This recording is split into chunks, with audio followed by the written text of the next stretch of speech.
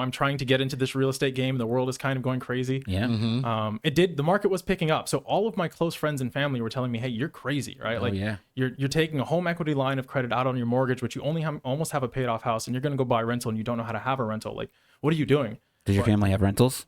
No, There no, you go. I'm the first. Just my point. Yeah. That's for everyone out there. Yeah, and that's the thing, when you go to get advice, and you really wasn't even going to get advice. People just saw what you were doing, and they immediately started speaking negative versus saying, hey, you know what, Cecil, I'm watching what you're doing, man. I'm kind of intrigued and interested. And sometimes they'll just sit back and watch and see what you do. So now I'm pretty sure they're like, wow, you know what? If I would have just did what Cecil was doing back then or followed what Cecil was doing, so much further they feel that they would be, So it's always good, you guys that are listening, to know your own path.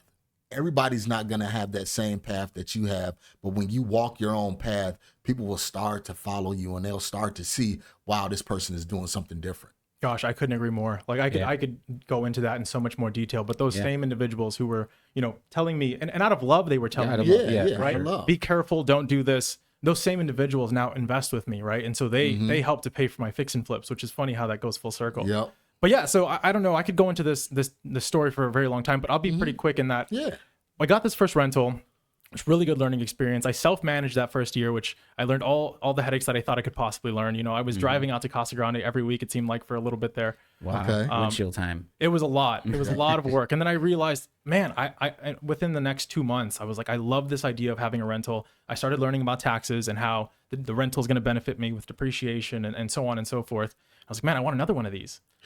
Real quick, what's real good, Cecil, is that you didn't try and say, you know what, I'm just going to hire a property manager and let them do all of the work. It's always good when you're getting started with rentals in any industry is to understand the baseline foundation before you start passing it off to somebody else. So yeah, that windshield time, driving out to Casa Grande, you understood, okay, what I need to look for. You started being more proactive versus reactive. And a lot of property managers, they're reactive. So man, you having that windshield time with that first rental, really, I'm pretty sure you learned a lot. Oh, it was so good for me. It was so good for me. And I couldn't agree more with that sentiment. I'm a very hands-on learner, for better or worse. And the same is true when I started flipping, and I can get into that. But I started doing all the work myself when I started, which, I wouldn't recommend as a scalable model. But for sure, it helps to get in there and get your hands dirty first, so that you know what you're doing, or you know what needs to be done.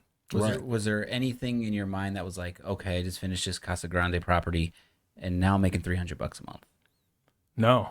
Okay, cool. No. So, you're I probably wanted making more. good money at your job. I was making great money at my Okay, job. cool. I mean, good money. Yeah.